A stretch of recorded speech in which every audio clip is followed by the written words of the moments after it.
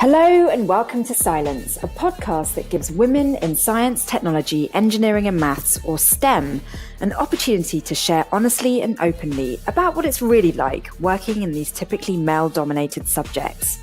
Each week, one woman shares her stories and experiences. She could be a public figure, the girl next door, or someone from a far-off land.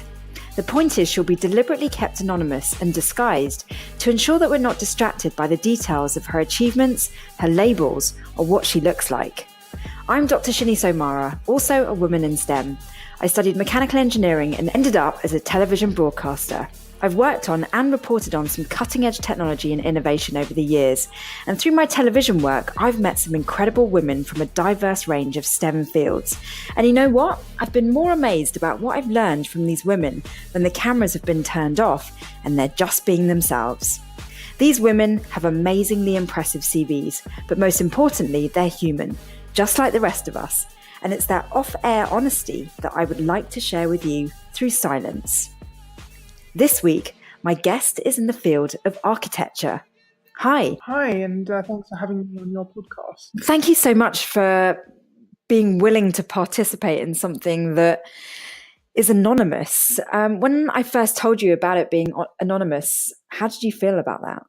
Anonymity wasn't really the issue, but I do think that focusing on the points that we're trying to make as women in STEM is probably more important than what our CV says or what we look like or various other sorts of achievements which kind of detract. Definitely. I think as women, there are so many things that come before education and our kind of internal skill set. I mean, looks is one of those things. Is that something that you're aware of as being a woman in STEM? I think one thing that I am aware of as a woman in something like STEM is just the natural tensions. Sounds like a bit of a negative way of putting it, but it's sort of the natural tensions between men and women in subjects in STEM, because at the end of the day, biologically, there will always be that sort of dynamic between the man and the woman. So I think when you're in industries which are a bit more male-dominated, you can sometimes feel the pressure of being a woman in STEM. I don't think the superficial has ever really been a problem or got in my way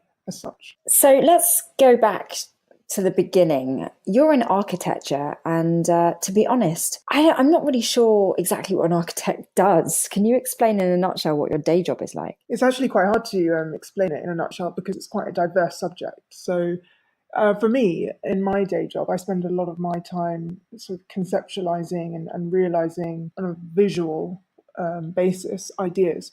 So my day is largely spent trying to translate ideas in my head onto the paper, whether it's graphical or some kind of rendering or even a diagram. So it's a lot about translation and explaining an idea to somebody that's not necessarily within the industry. Yeah, when I first asked you to be on this podcast, I don't think I'm out of turn in revealing this. You said, but I'm not really in STEM.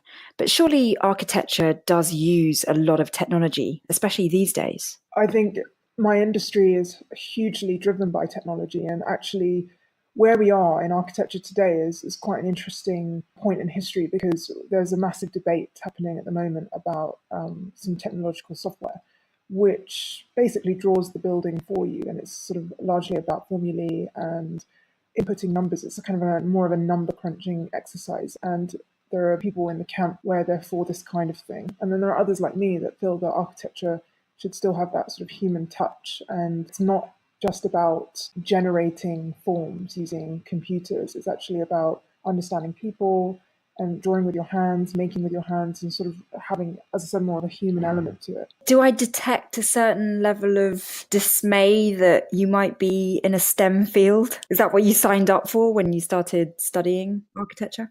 Well, I think the issue right now is that architecture will always be a sort of somewhere in the middle between science and the arts, which is something that I love about what I do. And I have an ability to sort of use my maths brain, but also be very, very creative. So I actually really enjoy that about my subject. But I think where the dissatisfaction lies is I don't think it should be wholly driven by technology, and I don't think that technology should be sort of like outweighing the more creative human aspect of what architecture is about. I love the fact that architecture involves the sciences and the arts. And I think that will always be a great part of what I do. I don't think that it's maybe the most obvious STEM subject, but it's it overlaps. What were you like as a kid?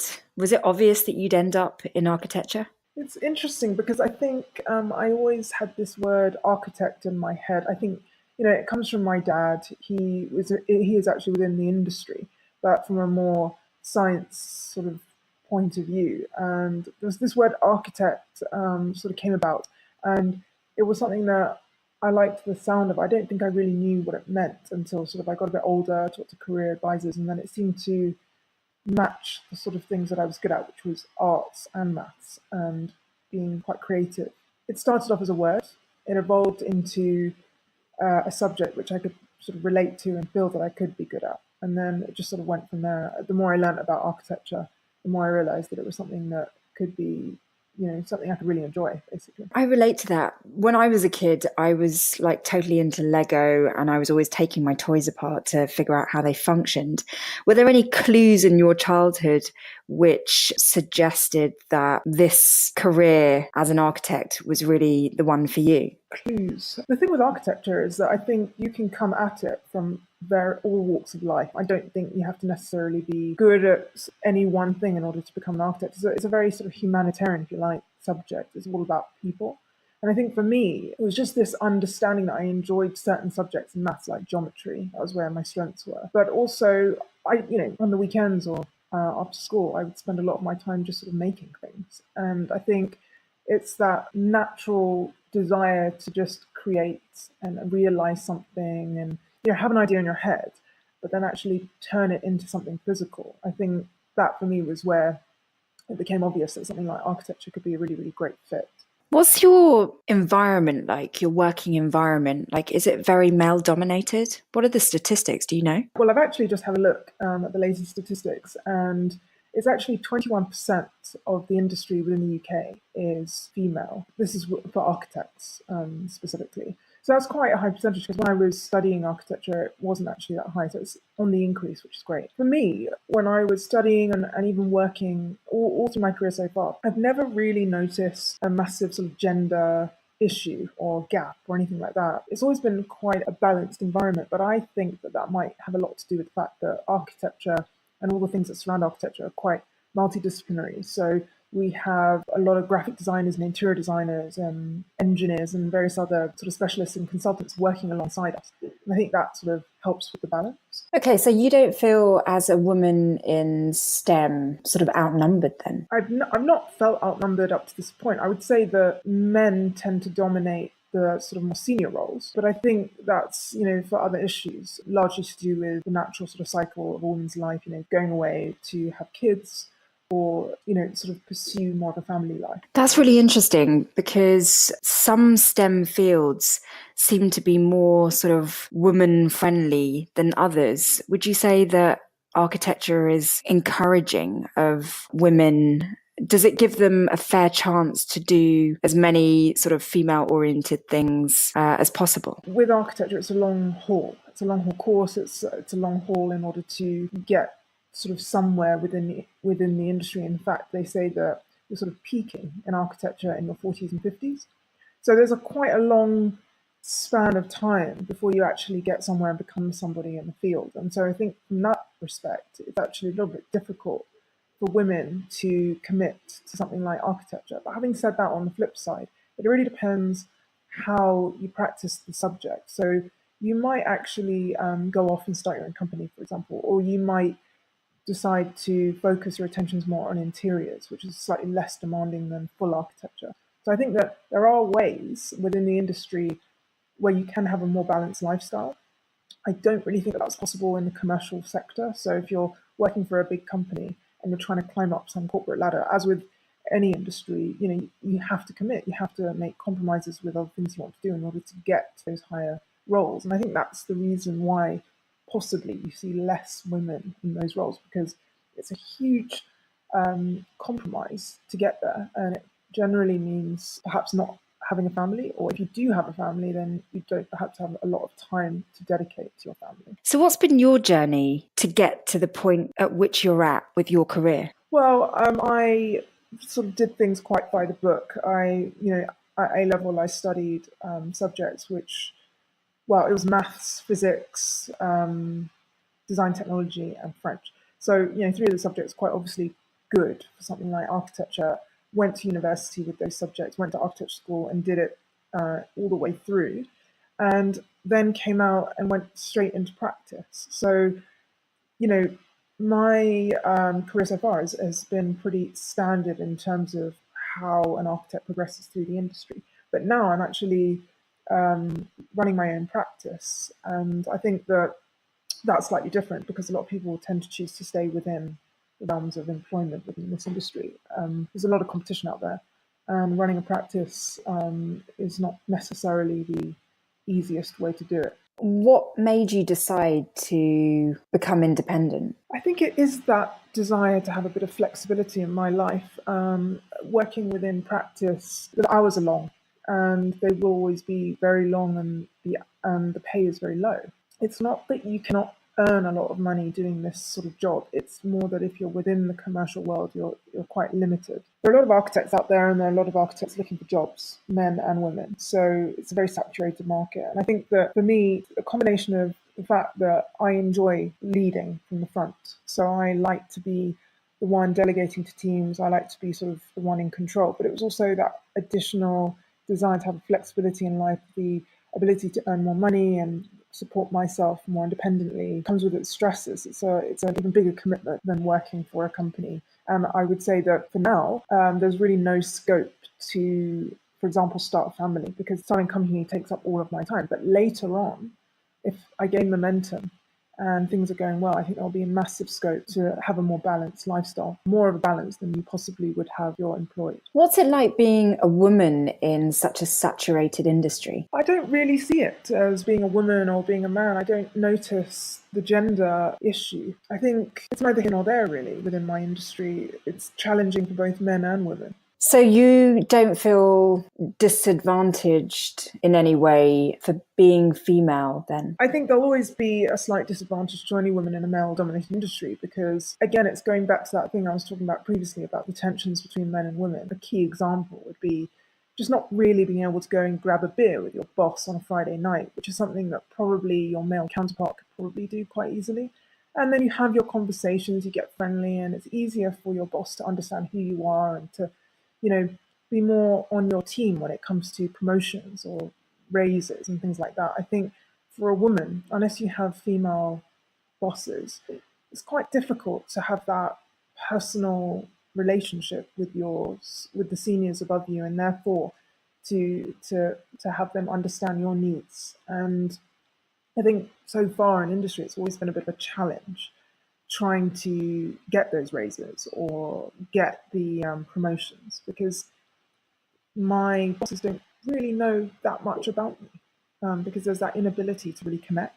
You said that men and women in architecture reach their prime around the age of 40 or 50.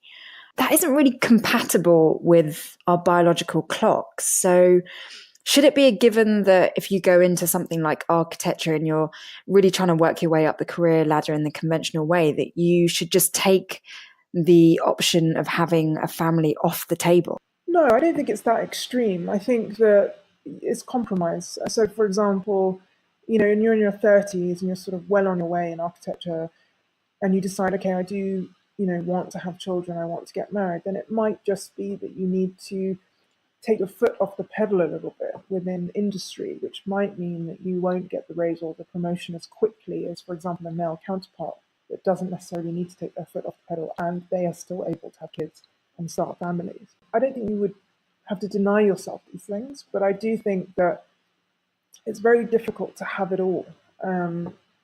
Architecture is a highly, let's say, it requires a lot of determination, a lot of commitment, and I would say, just from my point of view, it would be very difficult to raise children whilst also climbing up some kind of corporate ladder or, running a company.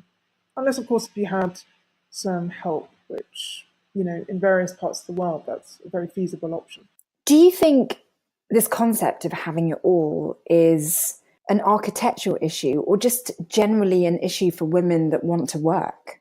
I think it's the last one that you say, because I think whether you are, a pop star or, an architect, a doctor, whatever you are, STEM related or not, if you want to pursue something, follow it to a degree where you're highly successful, then it's a commitment. And I think that when you have children, just from listening to other friends of mine who have had kids, your perspective changes a little bit. So once you've had a child, you realize, in a way, there's kind of more to life than a career. I haven't had kids myself, so I don't really know what it feels like to want to put something else first. But for me, my career right now is everything. You mentioned earlier that you haven't thought about having a family. What is driving you to push so hard in your career? Partly the subject that I do, because I think that, as I said, with architecture, it takes time, it takes patience, and it takes a lot of practice and reiterating and all that sort of stuff. And this is something where, you can't be, Rome wasn't built in a day, and you can't be a very good architect as soon as you finish school. It takes decades worth of practice and experience. And I think it's almost sort of giving myself the opportunity to just be good at something that I'm very passionate about. I don't feel that committing to something else would give me that opportunity. Maybe later on in life, in hindsight, I may feel that I've missed out on something if I don't have kids or if I don't get married. But then you make your choices, and again, it's largely about compromise. I don't really have the answer right now. I don't know whether I'm doing the right thing. I don't know whether I'll have any regrets. But what I do know is that I'm very interested in what I'm doing and I'm enjoying it. And I think the minute that changes, then maybe it's time to rethink the plan. Have any of your choices career-wise been influenced by role models? My parents are the biggest role models in my life. Both my parents are very driven, very stubborn people. When they have ideas, they follow through. I think I've got that from them. When I want to achieve something, I'm very keen to get there at the expense of other things as well. So I would say my parents are sort of the bigger role models in my life. But of course, seeing any woman who, whatever she's doing, whether it's STEM related or not, seeing any woman passionate about a subject and really fighting for a cause will always be inspiring to me. Who inspires you? I've always thought that a woman who doesn't shout too loud, but when she has something to say, it does have a lot of depth and a lot of substance to it. Those are the kinds of women that have always sort of made me look up and listen, because I really do believe that it's a woman that has something of substance to say that will make the greatest impact. I think I feel the same way with men as well, but just speaking about women specifically, when there's something of depth there, then it really does make me sort of sit up and listen to that. And there are various women, some in politics, some obviously in architecture, and others who are humanitarians, who have those sorts of traits. So you're not necessarily going to hear from them all year long, but when you do hear from them, it's going to be something highly interesting and impactful. Do you think women have to fight harder to be heard? No, I think that a lot of women, well, it seems to me, I'm generalizing, but it seems to me that a lot of women think that they have to fight harder to be heard, when really I think any woman will be heard if they have something interesting to say. So I think it's a misconception that a woman has to fight harder to be heard. So in terms of, your work within architecture, you don't feel that your work is received differently because you're a woman then? Well, it's interesting. I mean, I think the work itself, that, it doesn't matter whether you're a man or a woman. If the work is good, the work is good. And I think anyone will appreciate that. But I think where it does get quite interesting and maybe a bit challenging for women is face-to-face interaction. So, for example, I've been in many situations where I've been in a boardroom and there have been, say, like 12 guys around a table and me. Those can be quite sort of interesting and challenging situations, because I've noticed that as soon as I walk into the room as a woman, the dynamic will change, the vibe changes, the atmosphere changes. And I think that there are some men out there that feel almost relieved that a woman's presence might be included in something, in a scenario like that. But then there are other men that maybe feel a little bit insecure about it, because it's very difficult, I think, these days in particular, for a man to know how to treat a woman without being inappropriate or being considered to be inappropriate. We're living kind of in a day and age where things are a little bit touch and go. So I think women who are in male-dominated industries can often make other men feel quite uncomfortable And I think that's sort of where the challenges are. Gosh, that's so interesting that, maybe we're making men feel uncomfortable just purely by being female. As a result of being aware of that, do you think you've had to develop certain tools or characteristics for being in a male dominated environment? Yes, I mean, definitely. It's actually been a really fun aspect of what I do because, I mean, I've actually always been a bit of a tomboy growing up. So I've always kind of preferred hanging out with the guys. But now that I'm a professional and, I am very much in touch with my feminine side as well, more so than when I was a kid. So I like to wear feminine clothes, and I like to look nice and all of this sort of stuff. And so when I turn up, for example, on site, um, there is a big difference between, say, me and then male contractors and um, other specialists on site. So I think what I've had to develop is just that ability to make other people feel more comfortable and let them know that it's okay for a little sort of banter. It's okay for the odd, uh, you know, inappropriate remark. Like, I'm not going to take offense. I think the key is that I've shown that I'm relaxed, and that I'm not, looking to cause an issue when men in male-dominated environments behave a certain way. I'm okay with that. It's just about making other people feel more relaxed. But do you feel in trying to make other people feel more relaxed that you're having to compromise who you are? No, in fact, I think it's been an added facet to who I am because previously I could describe myself as maybe a little bit more uptight or a little bit wary. But now that I've accepted that boys will be boys on site, for example, and when I'm coming into their domain as a female architect, I just have to chill out more and be a bit more relaxed. Actually, it's given me the opportunity to sort of add a more softer side to who I am. What have you observed to be the differences between men and women in the workplace? The men are definitely a bit more sure of themselves, in my experience, than women. I find with my female colleagues and myself actually, we all tend to try and really understand what it is we're talking about before we say anything. Whereas I've noticed, and this is a generalization, but I'm just saying sort of what I've noticed, that men tend to sort of feel pretty comfortable with just kind of like talking and speaking without necessarily knowing if they're correct. The bigger difference is maybe men have a bit more confidence from the get go. Women sort of develop it at a slightly slower pace. It's interesting that you observe that in the workplace because I think that really happens early on in life. I think, you know, girls and boys in co-ed schools really do feel the effects of that. Is that something you noticed early on, in your school days? I think I was actually more preoccupied by the fact that I was was not strong at some subjects that other boys and girls were. I don't think it didn't really matter to me whether somebody was a boy or a girl. I think honestly, I've never really noticed a gender issue in all my lifetime.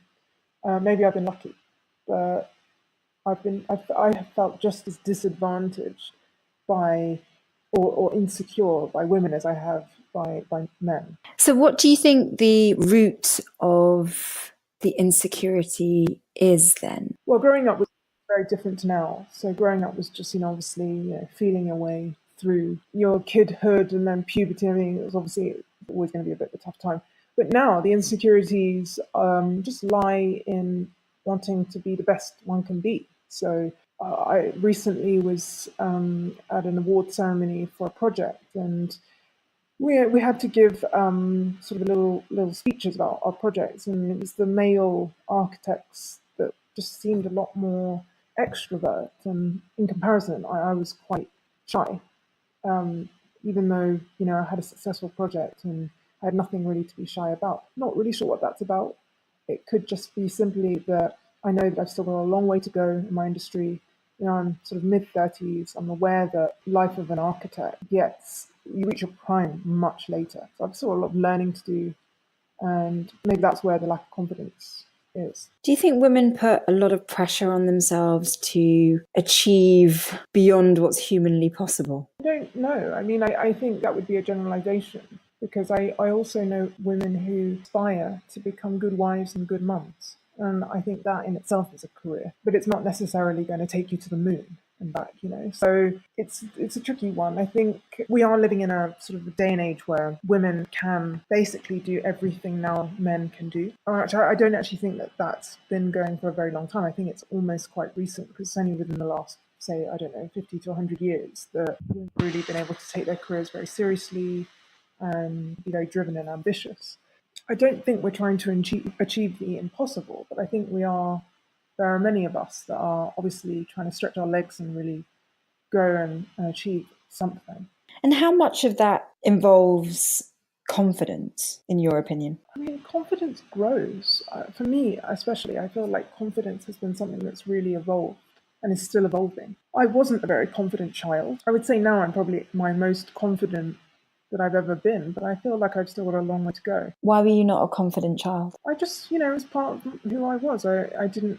I was definitely the kind of child who was very sort of cautious. I needed to tread quite carefully and know what I was doing before I was sure about what I was doing. And I know kids that will just run and jump into a pool, whereas I needed to know sort of whether it was the deep end or the shallow, that kind of thing, before I did anything. So I was never that sort of happy-go-lucky, take a chance, take a risk kind of a kid. And I think that's sort of come with me all the way through to now. And even now, I'm very, very cautious and very careful about doing things in a way I believe is the right way. I don't know whether that's specific to girls. Obviously, I think people will analyze and say boys are more risk takers. So yeah, maybe that is a difference between men and women. Yeah, I mean, there is a lot of talk about gender difference, but there's also a kind of opinion that gender is talked about too much and that we should just let people do what they want and not try and differentiate. What's your opinion on that? I completely agree with that. I mean, honestly, I've never really differentiated myself. I've never really thought, oh, I'm a woman, so that means this, that, and the other. I've just done what it is I want to do, regardless of gender.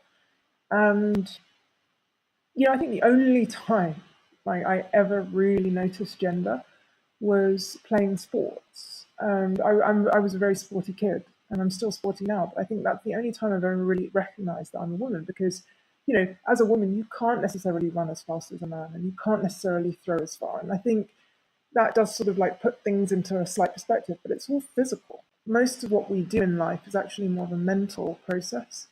So I think from a mental point of view, when it comes to using the brain, there is no real limitation to what we can achieve as men or women. So why do you think women generally don't do what are considered to be male-dominated subjects then? Like what's stopping them? I think that there are some STEM subjects that maybe don't have a more, say, glamorous side to them.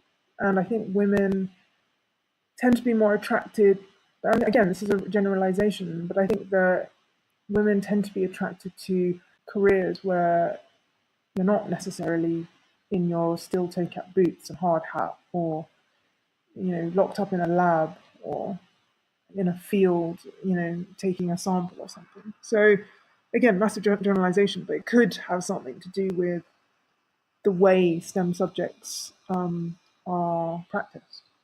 Do you ever wonder why the statistics are not 50% women in architecture? No, because I do think that women will always have the challenge of having to decide whether they want to have a family and raise a family. And I think that's often a decision that's made in your 20s. So, and that's obviously a time when you're sort of, it's kind of like a moment where you're going to pick your career, or you're going to pick family over the career. And I think men don't have that choice. Men can do both at the same time. So I think the statistics, to me, could possibly reflect the fact that women have to make that really difficult choice in life. What are your aspirations for your career future? I mean, you've started your own company. Did you choose to do that because you want to have more in terms of, what a woman can achieve in her lifetime? I started my own company, as I said, because I prefer to be the one leading. But I'm aware that it will give me more flexibility if I'm successful. It wasn't just about questions like kids and marriage and all that. It was more a question of freedom. I'm the kind of person I like to have my freedom, and my aspirations are just to, ideally my career turns into more of a pastime where I'm earning, but I can also have a more balanced life. I didn't like the fact that when I was employed, I was literally sort of working almost like in a factory. Like the hours were long, the pay was low, the cross promotions and things were sort of really low, and it just really felt quite grim. And I felt as a woman going on and on in that sort of situation meant that I wouldn't be able to have really anything that I wanted. So that's why that was the big decision behind, getting out of employment and becoming self-employed. What does having it all mean to you? Yeah, really good question, because I also believe that we change. I have a feeling that, one day I might wake up and think, you know what, I do want kids, or I do want to get married. But right now I don't feel those things. So I'm happy pursuing my career, and I think that having it all right now for me is being successful. I'm not going to sit here and say that won't change. Maybe I'll wake up one morning and think having it all actually means being successful and having a child or whatever. But I think it can be like a switch. And I do believe that just because now I feel one way doesn't mean that in the future I'm not going to feel something different. I relate to that, where as we navigate through life, like our needs change, our aspirations change.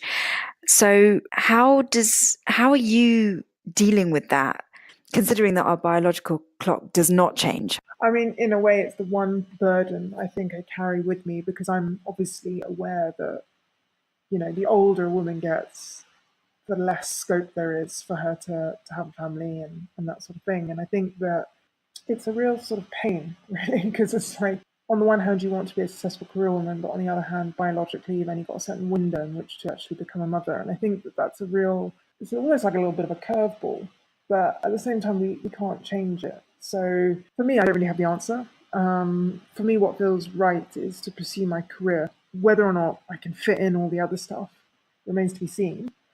But I'm not thinking too hard about it. I'm not worrying too much about it, because I really do believe that, things happen if they're going to happen. And I've never been the kind of person that sort of tried to like plan every last detail. So I think it's very important to do what makes you happy. And I think right now the only thing that kind of satisfies me and makes me feel excited to get up in the morning is to do that project, to think creatively for half the day, and then the other half of the day use my more mathematical side. That kind of stuff really, really satisfies me. So for now, I think that's enough. There are lots of different options for having a family for a woman, but we're just talking about the option of biologically having a child.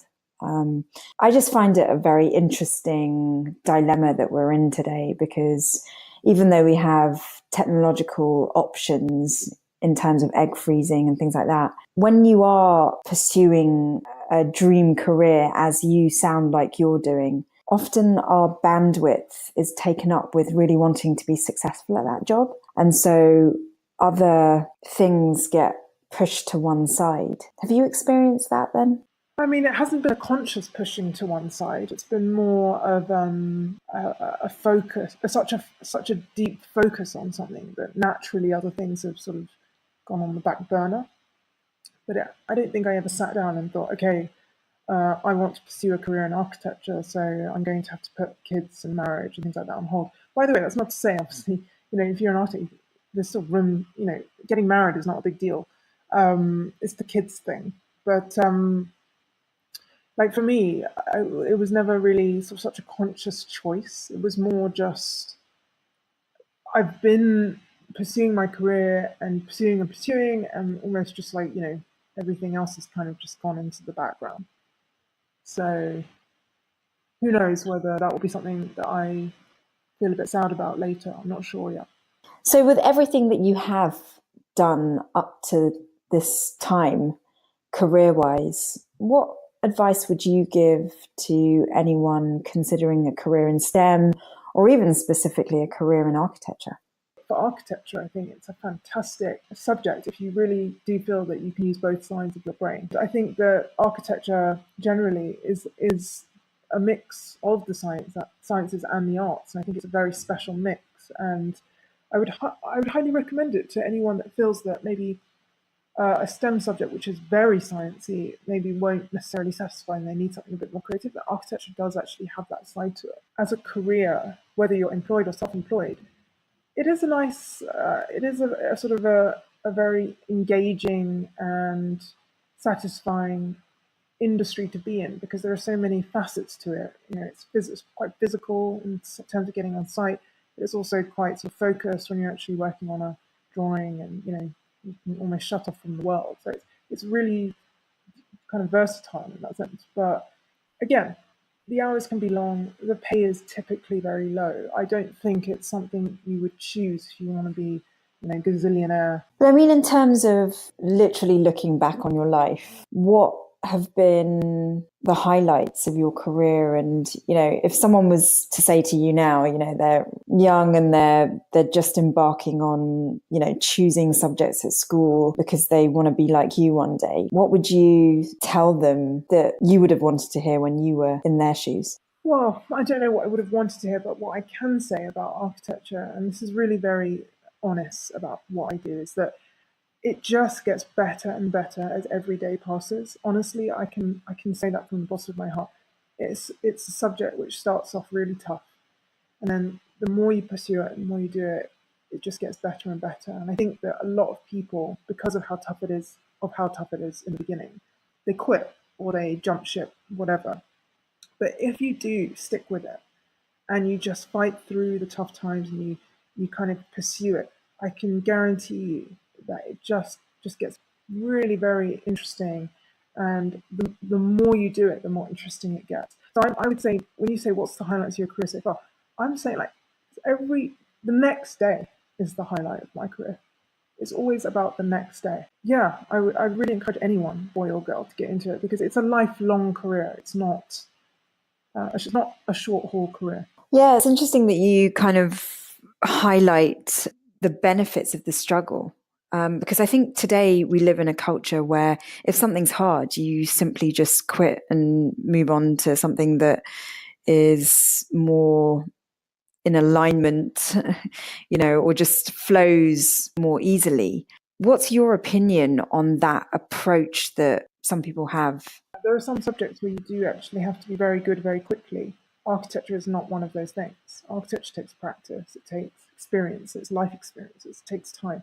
It's a lifetime sort of a career. And I think the best way to practice architecture is to give yourself time to get good at it. And I think there are other subjects where you don't really have that luxury.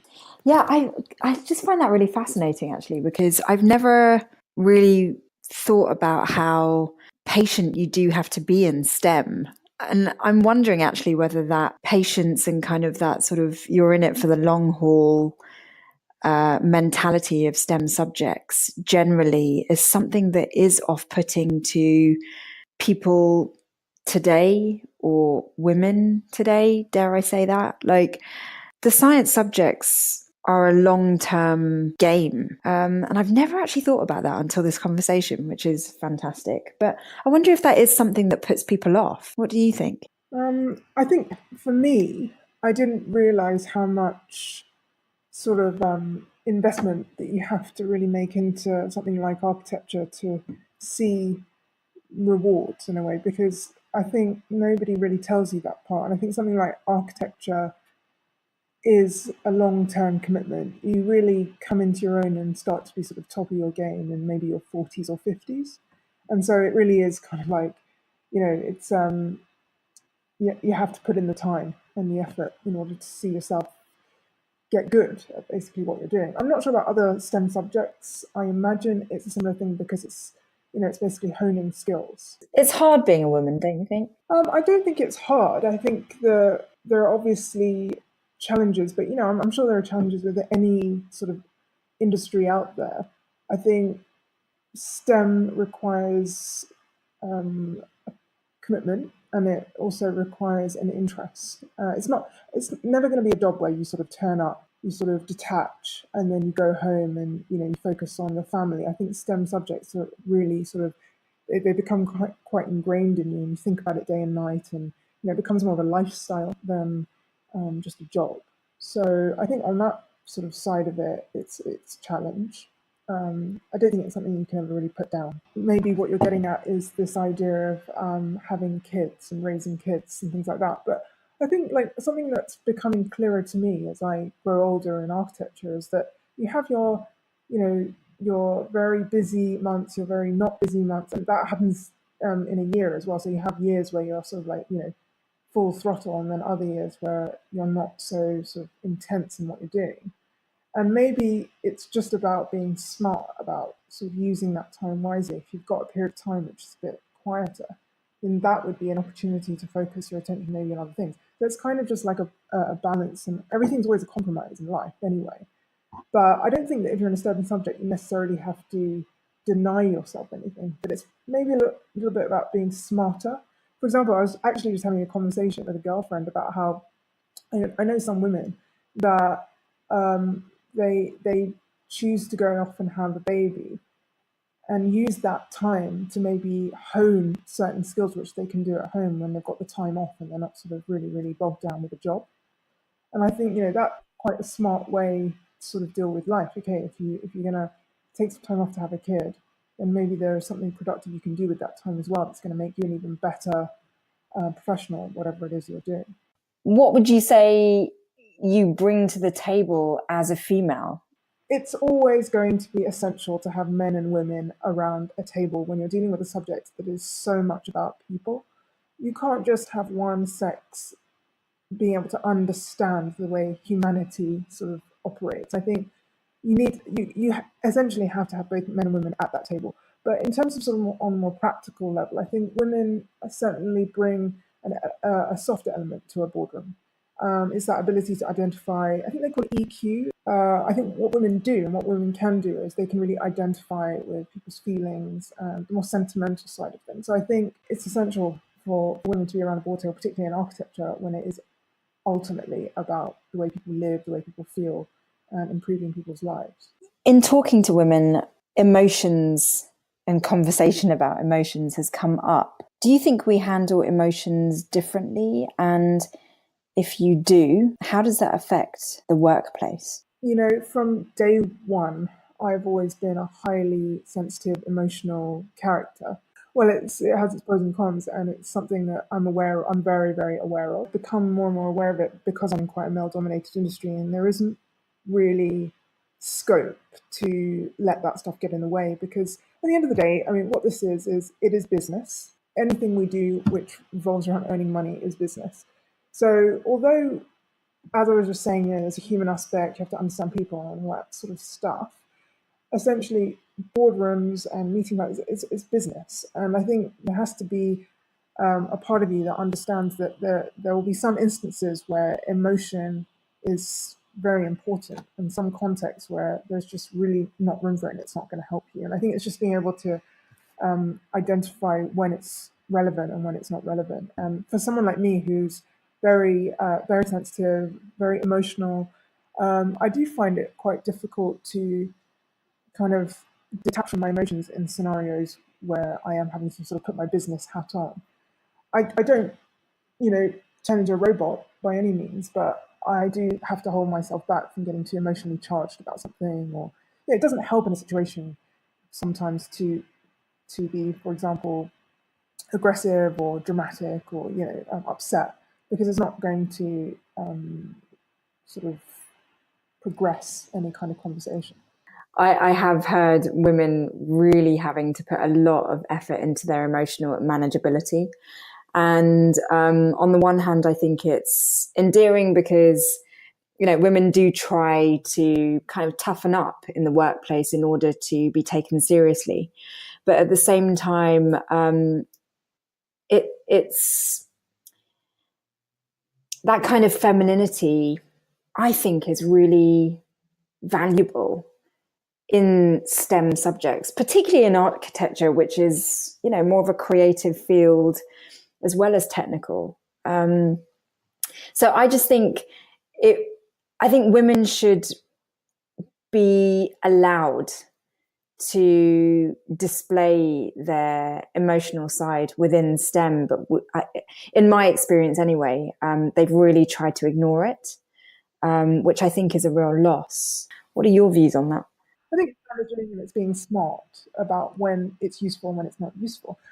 For example, when I'm meeting a client to talk about their home and how they might want their house to feel like for the next 30 years, I mean, they appreciate a bit of sensitivity, a bit of understanding. That, you do genuinely want to know how their kids use the house, how they go about their daily lives. But for example, if you're discussing a contract and you're talking about money, well, it's not going to help you if you're going to cry over a few dollars. So I think it's about being smart, it's about managing it, and so it's about understanding when emotion is actually relevant and when it's sort of not useful. There may be a culture where women feel like they have to be more like men in the workplace, possibly particularly in a STEM workplace.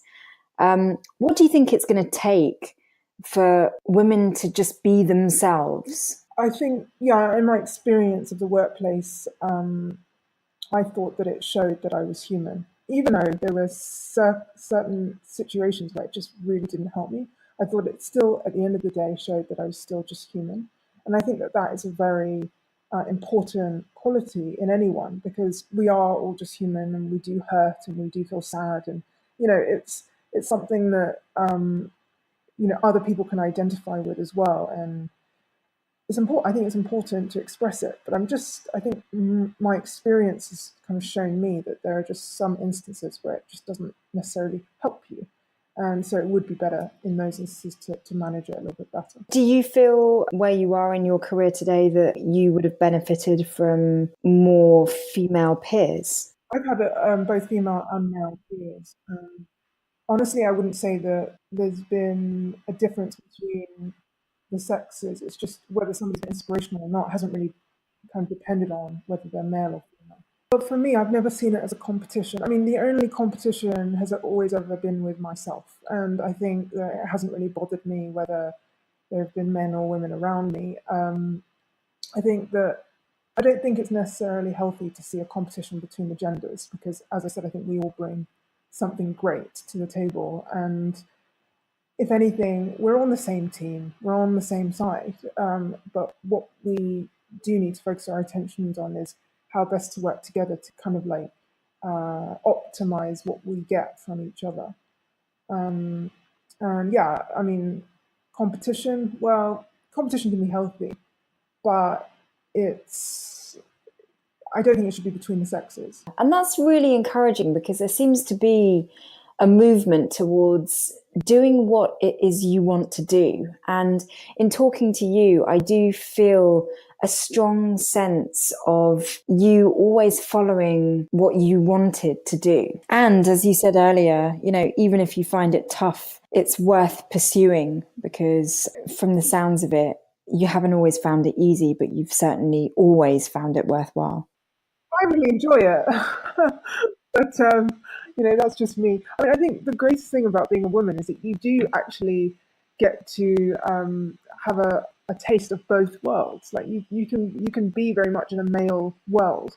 Also, it has to be said, the world itself is becoming has been becoming for a long time more of a startup world. People are being entrepreneurial. There's more scope for people to set up their own companies, and I think that that's also helping with women being ambitious about things like architecture. Because now, it's like, okay, well, if I be an architect or probably a designer, an interior designer, I can actually do it on my own and have a balanced lifestyle whilst I do it. I don't necessarily have to be lost in the commercial environment, which isn't necessarily as well suited for a woman. And that is a beautiful note to end on. Thank you so much for taking part in this podcast. I just really feel like we've talked about things that I'm going to continue to think about. But at the core of it all, I really have a sense that it's important to always just be true to yourself and what your interests are and don't be afraid of experimentation. Oh, well, thanks for having me. I mean, at the end of the day, I think something like architecture is kind of on the cusp of STEM. So if you're the kind of person that enjoys the sciences but also has quite creative side stuff, something like architecture is actually a really nice choice. That's it from our STEM guest this week. I feel like the conversation has really sort of raised this idea that maybe it's not a good thing to label yourself either male or female. And what's really important is to, rather than typecast yourself, to really think about where your interests lie and where your passions are and just follow that. Thank you for joining, and I look forward to catching you next week on Silence.